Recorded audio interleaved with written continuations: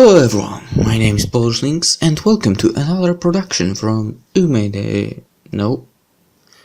Welcome to Umeda Sky, another production from ATP Projects. Let's start from the very beginning. So, this was the day. I was going through with this and it was like nothing I have ever done before. Even in the morning, as I woke up, I felt this wonderful sensation. It was so different. I felt so free and happy, my eyes filled with tears, so I got overwhelmed every few minutes when I realized that it was happening. It was my vacation. It's normal for most people to have a vacation and go abroad. And I have had my vacations as well. But I have never traveled abroad. All my life I was living in Japan, and even my vacations I have spent here. I liked it in Shikoku. I often went to the north as well. Occasionally I stayed at home in Osaka, but I didn't go anywhere else. Not to Korea, not to Philippines or Australia. I stayed in Japan. It's hard to imagine when I think of it in this society. I have the money and all my friends have been somewhere exotic at least once in their life. Like to Europe, to London or Paris. Switzerland was also a favorite, as was Italy, especially Venice. But I never went anywhere. And when I turned 38 this year, I resolved to travel. I don't know what brought upon this change of my mind. I think I always felt I needed to go with someone, a woman. That I should have a romantic partner to be able to go to Europe. Otherwise, it would look silly. But as more and more years passed, and I still didn't have any sort of relationship with a woman, I realized that it had to stop. I truly wanted to change my life somehow. I wasn't unhappy, but there was no purpose, nothing that would make me feel that there is something worth being around for. I would be turning 40 soon, and it felt like all those who said it was the start of the second half of one's life were right. I didn't envy their families, I didn't envy their accomplishments. Those didn't matter to me. My motivation to change something was that I wanted something to be left behind when I, at some point, pass away. I don't quite know why I felt like this, and my vacation abroad was not the answer. But I felt like I couldn't answer that question, being the person I was, and that I needed to change something about me. And the change, it should start with experiencing something new and looking at things differently. And that's why I chose to go to Europe. I felt like that was the only right thing to do, and ever since my birthday in February I felt it more and more. I put all my hopes, all my expectations into this one trip, which would last something over 2 weeks. I wanted it to change me, to change the way I look at everything, to make me happy. I was happy, but I wanted to be happy in a different way. I didn't even know what the different happiness would mean, but I hoped I would find it. It wasn't romantic happiness that I was after. And some colleagues at work have been making good-natured fun of me that Kichi is going to Europe to find love. It was like making fun of a teenager who dreams of moving away from home, finding love in a foreign country where he lives in a different life. I laughed with them because I knew they were not meaning to hurt me, or sincerely making fun of me. I knew that, but even so, their words hurt. No, I didn't want to find a pretty French girl who would marry me. I didn't even think that was possible, because I am short and have too many imperfections, and just thinking of naming them all would send my self-esteem spiraling. But it was fine. I was not complaining about my physical appearance. It was me and I couldn't change. how I look. I didn't buy nice clothes anyway though, and I really didn't feel like I was very sensitive to how I looked. Unless I thought about it too much, which can sometimes happen. I did fantasize about having a girlfriend or a wife. I did it almost every day, while walking home or riding the subway. I always thought about such things.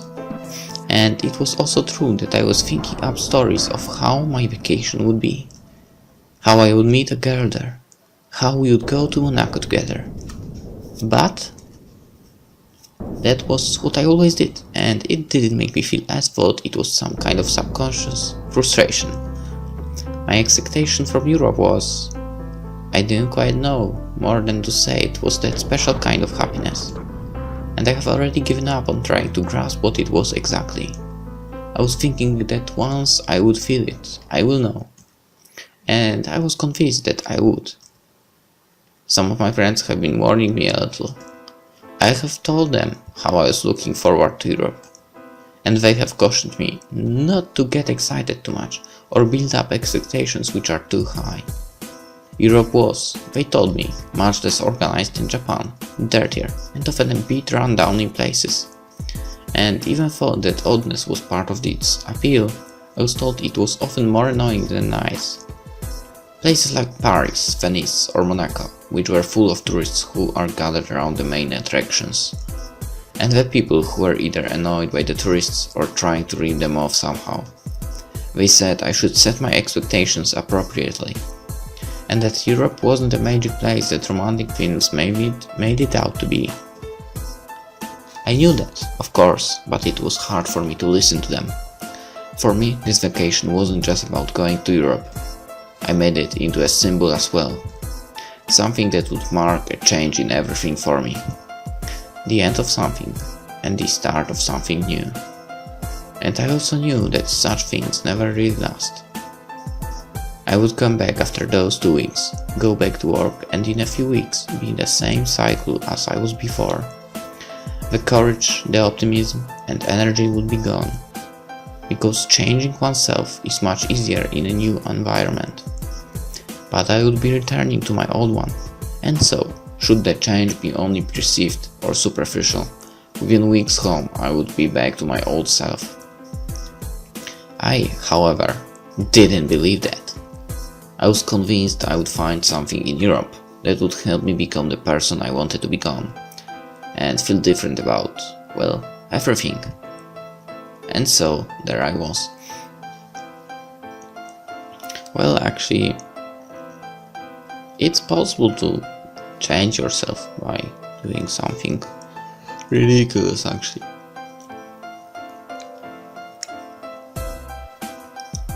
It was the first day of my vacation, which I deliberately took a day earlier than I would technically need. My flight was tomorrow, but somehow I wanted to spend this time shopping, buying some new clothes and have a day off.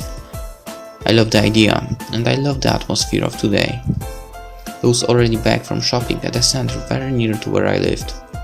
I bought some new clothes for Europe, as well as a new bag and some document holders. I got a haircut, and after I dropped all the things at home, I went out again. I had planned one more thing for today, something that I wanted to do for a long time and never did.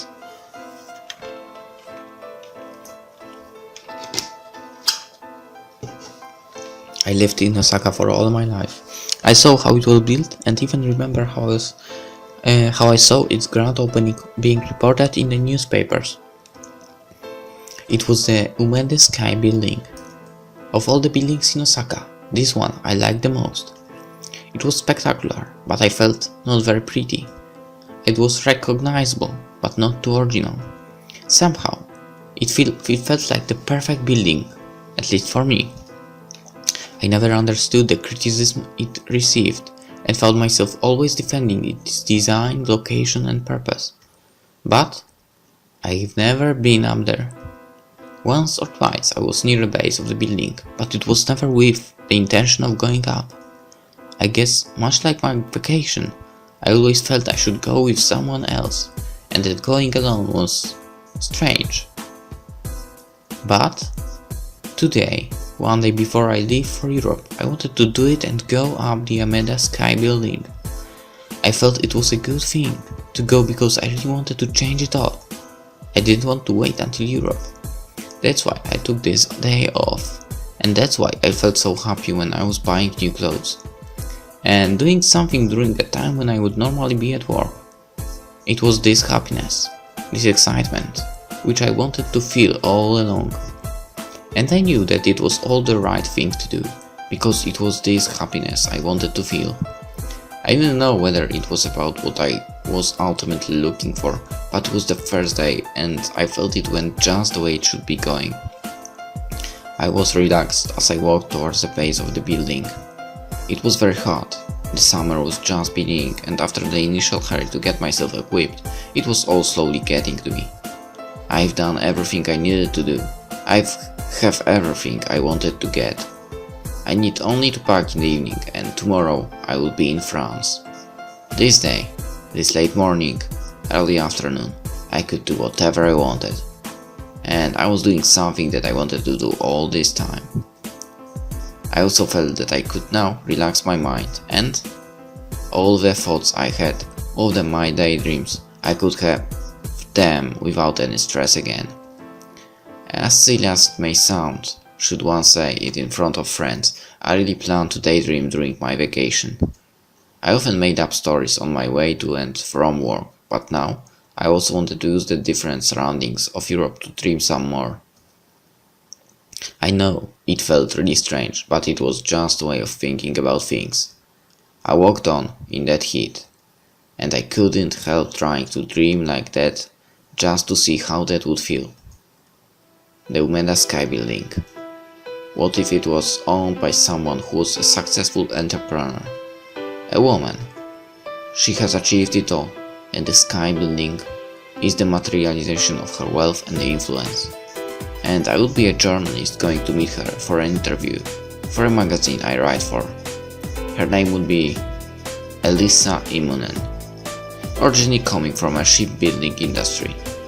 She would, through various business practices, say de facto control over the building or basic cruise ships. At the age of 30, she would have established a Europe-wide network of specialized shipyards, specifically for building luxury cruise ships. And as tourism would grow and such ships become more affordable for tourism service providers or designated holiday cruise companies, the industry would boom. Boom! Giving Elisa even more money to invest. And so, here we would be, with Immonen Industries successfully completing their main Asian shipyard in Osaka. To demonstrate commitment and power, Immonen Industries would build the Umeda Sky building, intended to be used as their Asian headquarters. Contracts from nearby countries would pour in. Osaka would have more jobs. And my magazine would want a story about Elisa. So they would send me. As I approached the building, the heat of the sun was almost too hot to bear. I felt as if I was really in this story that I just created. I didn't really want to break off my stream of thoughts and continued. I tried to pretend I actually was said reporter, that there was a woman who has invited me in an unorthodox fashion directly to the rooftop rather than to her office. And while I would walk in, normally buy a ticket, politely greet the elevator conductor, and silently walk around the top of the building. In my mind, the story would be unfolding in a parallel based on the place I was in. It felt slightly uncomfortable, but I quickly dismissed those thoughts. There was no harm in pretending something. If I was, say, a writer, this would even be regarded as artistic. Trying to live the story that you write in your mind. So it was strange only to me, and with that thought I continued to imagine what would happen. I would finally reach the Immonen headquarters. Typically, I would arrive to an interview earlier to be able to prepare and get familiar with the surroundings. And so I stayed in the main hall for a while, pretending to catch a break before I go up. The hall was air-conditioned and my body was cooling down. I imagined I would sort my papers and go through the questions one more time before going to the elevator. "Hello, Mr. Shibata. Good afternoon, yeah, right. Mrs. Eamon. I would say politely calling her Mrs., even though she was single. It would be one of the questions I would have prepared for her, asking her how her personal life was. Thank you for meeting me, she would say surprisingly. I should be the one thanking you. I would say in a tone that would imply a question as to why she thanked me.